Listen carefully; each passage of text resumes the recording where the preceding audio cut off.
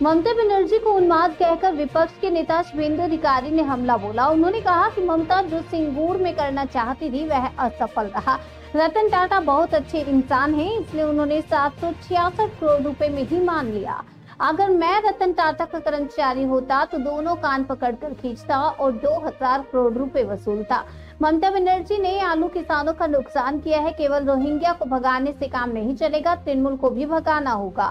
सिंगूर के प्रभावित आलू किसान और अन्नदाता कृषकों के साथ हुई अन्याय पर भाजपा नेता एवं राज्य के विपक्ष नेता शुभेंदु अधिकारी मुखर हुए। राज्य के मंत्री बच्चा राम मन्ना को शुभेंदु अधिकारी ने डाकू कहकर कटाक्ष किया। वहीं मंत्री बेचा राम मन्ना ने शुभेंदु अधिकारी पर निशाना साधते हुए कहा कि शुभेंदु अधिकारी पूरे राज्य में घूम घूम कर भाई का माहौल और दंगल लगाने का चेष्टा चला रहे हैं। मंत्री बेचा राम मन्ना ने और क्या कुछ कहा है बेचा राम मन्ना ने, आइए आपको सुनाते हैं।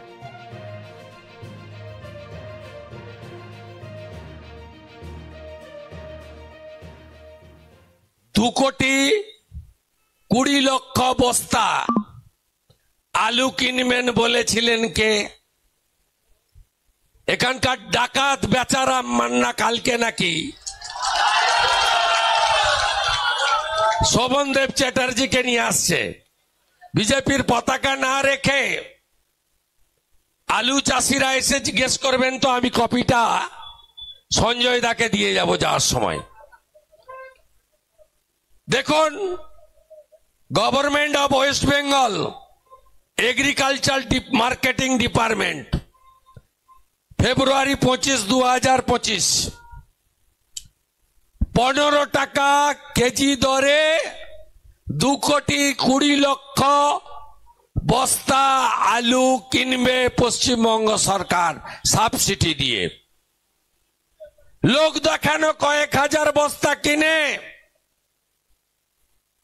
কাজ শেষ করেছে। আজকে রতনপুরে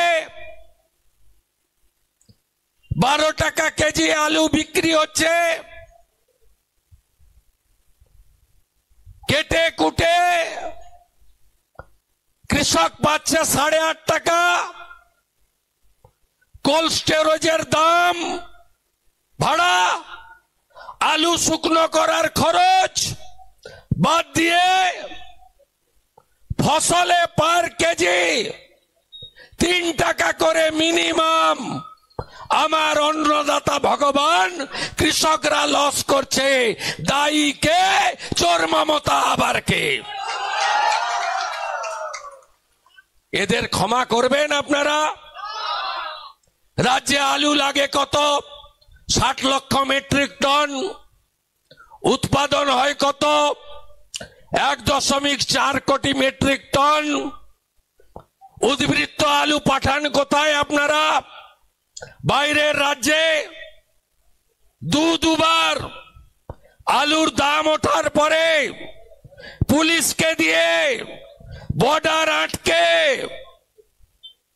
মার্কেটটা উত্তরপ্রদেশ আর পাঞ্জাব দখল করে নিয়েছে। আপনি যত পারেন আলু প্রোডাকশন করুন, বাইরের রাজ্য আর নেবে না বাংলা থেকে। সর্বনাশটাই মুখ্যমন্ত্রী, হর হর। সর্বনাশটাই মুখ্যমন্ত্রী। কিভাবে আপনাদের পার্মানেন্ট সর্বনাশ করেছেন আপনারা নিজেরা দেখেছেন।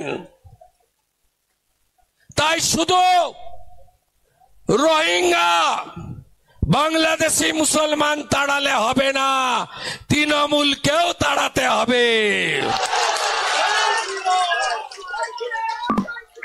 25-এ কি একটা করছে না পাড়ায় পাড়ায়? আমার পাড়া। 26-এ আমার পাড়া, আমার পাড়া, আমার পাড়া, আমার পাড়া, আমার পাড়া, আমার পাড়া। তৃণমূলকে তারা বিশৃঙ্খলা তৈরি করার চেষ্টা করছে।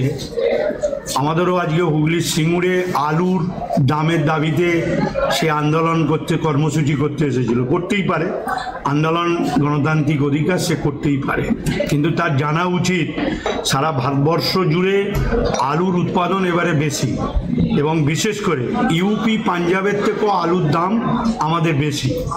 উদ্বৃত্ত আলু যদি চাষিদের মঙ্গল চায়, তাহলে উদ্বৃত্ত আলু বিদেশে পাঠাবার ব্যবস্থা করুক কেন্দ্রীয় সরকারের মাধ্যমে। এবং কেন্দ্রীয় সরকার যেরকম পেঁয়াজ সহ অন্যান্য ফসলের ভর্তুকি দেয়, পশ্চিমবঙ্গ সহ ভারতবর্ষের আলু চাষিদের সে ভর্তুকি দিই। নিশ্চিতভাবে তার যদি আলু চাষিদের ওপর দরদ থাকে এই কাজ করতে পারে।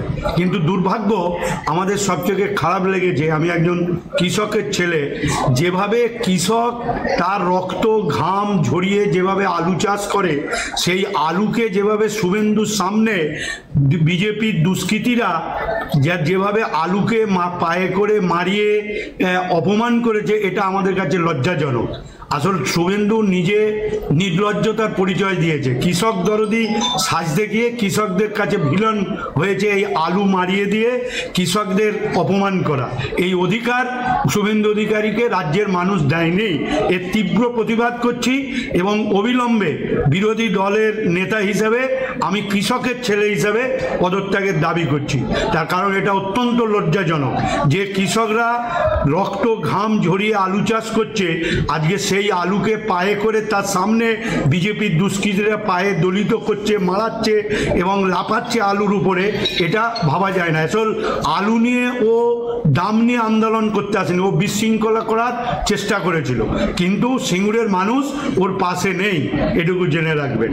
আমরা সিঙ্গুরের মানুষ হিসেবে এবং একজন কৃষক পরিবারের ছেলে হিসাবে তার এই যে আলু তার সামনে যেভাবে মারিয়ে, যেভাবে বিক্ষোভ করে বিজেপির দুষ্কৃতীরা কৃষককে অপমান করেছে, এর তীব্র প্রতিবাদ জানাচ্ছি।